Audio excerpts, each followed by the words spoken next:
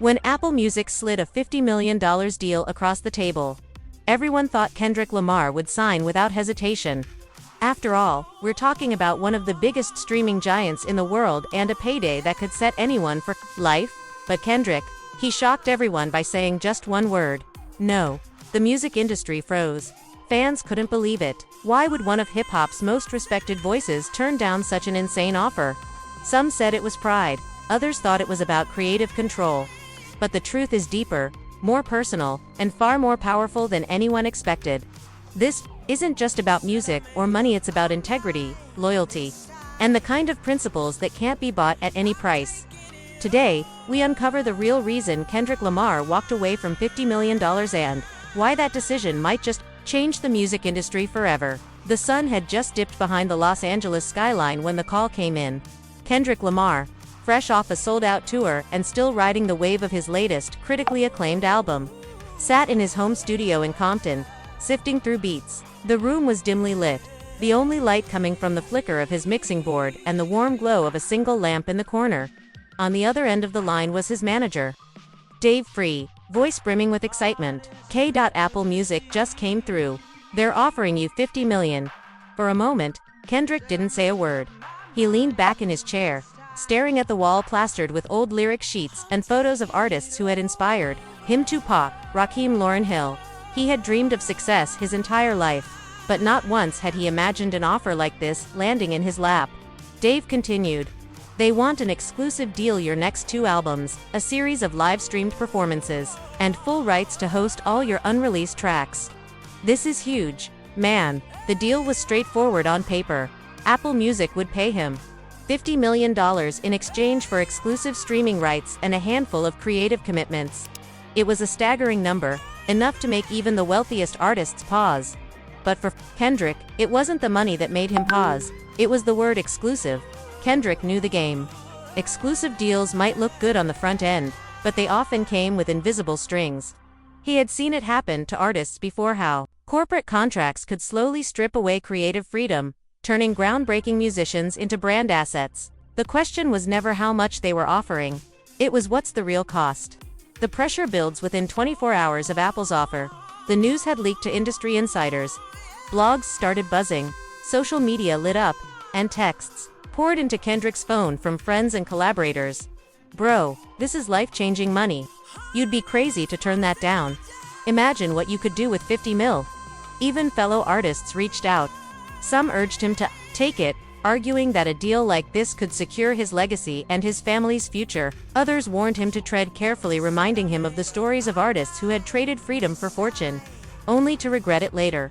But Kendrick wasn't swayed by either camp. Instead, he thought back to a conversation he'd had years ago with Dr. Dre. "Your voice is your currency," Dre had told him. "Don't let anyone buy it for cheap or for any price." Why Kendrick was different, and like many in the industry, Kendrick had always operated with a sense of purpose that went beyond fame or fortune. His music wasn't just entertainment, it was a message, a reflection of the world as he saw it. Albums, like To Pimp a Butterfly and Damn, weren't just hits. They were cultural moments. An exclusive deal with Apple Music would mean millions of listeners could only hear his work through one platform. On the surface, that might seem harmless, but to Kendrick, it meant cutting off a portion of his audience, people who couldn't afford subscriptions. Fans from countries where Apple Music wasn't even available. And then there was the fine print. Buried deep in the contract were clauses that would give Apple the power to approve certain aspects of his releases, everything from promotional rollouts to track listings. That was the deal breaker. Kendrick had fought his entire career to maintain control over his art. Handing that power over, no matter the amount, felt like selling a piece of his soul. The night before the decision, the night before his meeting with Apple, Kendrick sat alone on the balcony of his home. Below him, the streets of Compton were alive with music, laughter, and the hum of everyday life. He thought about where he'd come from, the struggles, the grind, the people who had believed in him before the fame. In his mind, he weighed 2 visions of the future. In one, he took the deal, added millions to his net worth, and lived out the rest of his career under the Apple Music banner. In the other, he walked away, stayed independent, and continued making music on his own terms. No strings attached. His gut told him the answer had been there all along. The meeting the next morning, Kendrick walked into a sleek, glass-walled conference room at Apple's Los Angeles headquarters. Executives in tailored suits greeted him with smiles and handshakes, sliding a folder across the table with the final contract inside. "We're ready to make this official," one of them said. "All you need to do is sign." Kendrick opened the folder, scanning the pages one last time. The dollar figure stared back at him. $50 million. It was enough to change lives, enough to buy freedom for generations. But as he turned each page, the hidden costs seemed to weigh heavier than the money ever could. He looked up, meeting the eyes of the executives. His voice was calm, steady.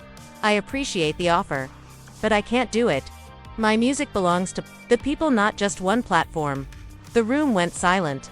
You could almost hear the sound of the industry holding its breath. Kendrick pushed the folder back across the table, stood up, and walked out without looking back. This was just the beginning. His refusal wasn't just a personal decision, it was about to send shockwaves through the entire music business. Apple Music's pitch wasn't just another contract, it was a once-in-a-lifetime opportunity. Inside the sleek, glass-walled conference room in Cupertino, executives sat across from Kendrick's team, projecting slides filled with massive streaming numbers, cross-platform promotions, and a staggering $50 million upfront. The proposal was simple. Apple would get exclusive rights to Kendrick's next 2 albums, his unreleased vault tracks, and behind-the-scenes documentary content. In return, Kendrick would not only get the lump sum but also a royalty structure that, on paper, looked like a dream. But as the numbers flashed on the screen, Kendrick's face didn't light up like the execs expected. He wasn't nodding, he wasn't smiling, he was calculating. For most artists, $50 million is freedom. For Kendrick, it came with chains. The hidden clauses beneath the flashy promises were pages of fine print. Kendrick's creative process is famously unconventional: months of silence, sudden bursts of writing, and last-minute production changes.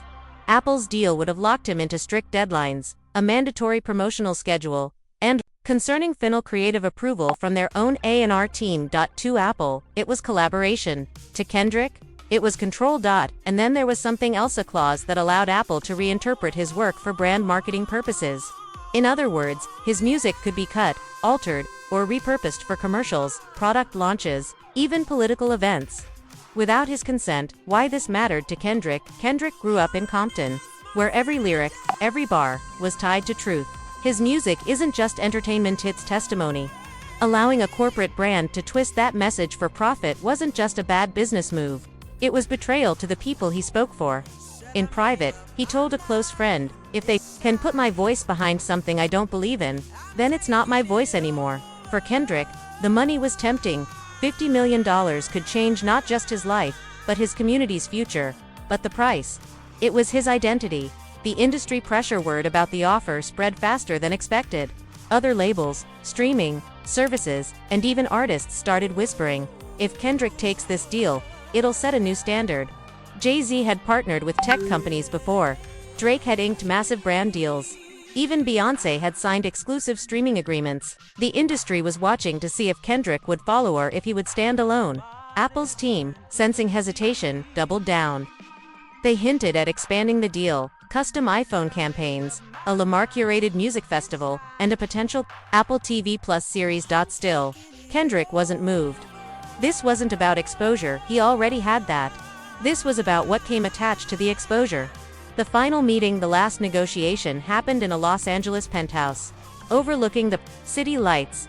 Apple's executives flew in, determined to close. They slid the final contract across the table, pen placed neatly on top. "Kendrick," one exec said, "you can change the culture and secure your legacy with this deal. Everyone will follow your lead." Kendrick leaned back, silent for a moment. Then, with that calm, deliberate voice the world knew from his verses, he replied, "I'm not here to be followed. I'm here to speak. And I can't do that if someone else owns my voice." He pushed the pen back. Deal refused. The shockwave. By the time Kendrick walked out of that penthouse, the news was already leaking. Blogs ran with it, fans debated endlessly, and Twitter exploded with reactions. He just turned down $50 million. That's how you know it's about the art, not the check. Respect. Integrity over industry. Some called him foolish. Others hailed him as the last true artist in hip-hop. But one thing was certain: Kendrick's decision had just drawn a line in the sand for every musician negotiating with corporate giants. And this was only the beginning. Kendrick Lamar's refusal spread like wildfire. Within hours, every hip-hop blog, entertainment news outlet, and social media platform was lit up with headlines. Kendrick Lamar rejects $50 million Apple Music deal. Is this the end of big tech controlling hip-hop? The boldest move in rap history for most artists. This kind of press comes after they accept a mega deal, but Kendrick had done the opposite, and in doing so, he had shifted the conversation about ownership, art, and authenticity. The fans react on Instagram. Fan pages flooded the comments with praise. This is why Kendrick is the GOAT. He doesn't chase the bag chases him. Respect. Pure respect. Meanwhile, on Twitter, a storm of debates raged. Some argued he had thrown away an opportunity that could have financially uplifted entire communities. Others defended him, saying that keeping control of his message was worth more than any check. A trending hashtag emerged almost overnight. Hashtag KDOT owns his voice, the industry's quiet panic behind the scenes. Executives at rival streaming platforms scrambled.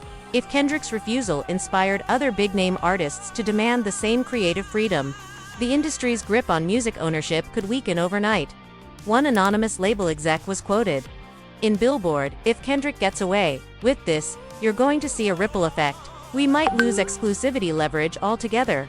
Meanwhile, independent artists began speaking out, citing Kendrick's stand as proof that they didn't need to give up their masters or sign restrictive deals to make it big.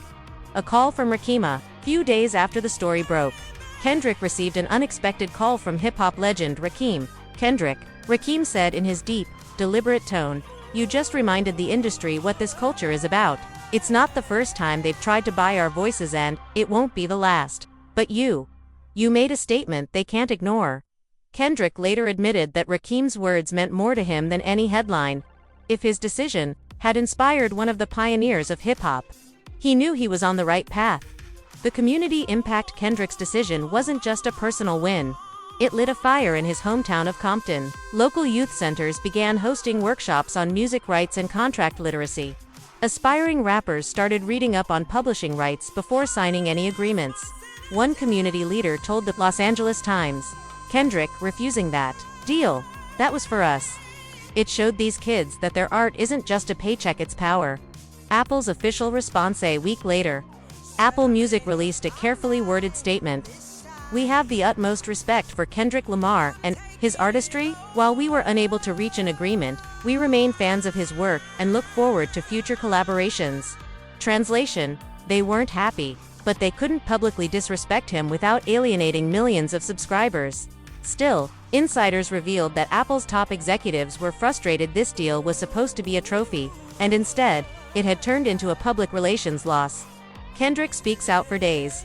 Kendrick stayed silent, letting the speculation grow. Then, during a surprise appearance at a small venue in LA, he finally addressed the situation. "They tried to put a price tag on my words, but my words, they come from something you can't buy. If I can't look my people in the eye after taking a check, then I don't deserve to stand here." The crowd erupted. Phones shot up to record. Within hours, clips of his speech went viral, amassing millions of views. The bigger picture: Kendrick's refusal had started something bigger than himself. Artists began posting old contract offers online, exposing the clauses that stripped them of their rights. Fans became more vocal about demanding transparency from streaming platforms. Music journalists began publishing deep dives into how much corporate control shapes the songs people hear. For the first time in years, the conversation had shifted from who's dropping next to who actually owns their art. The unseen side. The world celebrated. Kendrick knew the decision had consequences. Turning down $50 million meant walking away from certain luxuries not for himself, but for the community programs and charitable projects he could have funded immediately. But he also knew that by keeping control of his music, he could build something sustainable, something that would keep giving long after $50 million was spent. In a private journal entry later leaked by a close friend, Kendrick wrote, "Money's temporary. Your name, your art, that's forever. If I give that away, I'm selling more than music." A new chapter begins weeks later. Rumors began circulating that Kendrick was working on a new project, one that would be released independently, outside the reach of any streaming giant's control. If true, it would be the boldest move yet, a direct challenge to the entire industry structure. And fans, they were ready to ride with him, no matter where he went. The world had just witnessed a man turn down a $50 million paycheck. Now it was about to watch what he would create with complete freedom. What Kendrick Lamar just did isn't just music history, it's a statement. In a world where every voice seems to have a price, he chose principle over profit, art over contracts, and truth over a $50 million check. That kind of courage is rare. And it deserves to be remembered. If you believe in artists owning their voices, if you respect standing up to billion-dollar corporations, then this is your moment to show it. Drop a comment with hashtag #KDOTOwnsHisVoice to let the world know you stand with Kendrick. Share this video so more people understand the power of saying no. And if you're ready for more untold stories from the world of hip-hop, where the truth is bigger than the headlines, make sure you hit like, subscribe, and turn on notifications. Because the fight for music's soul is just getting started. And you'll want to see what happens next.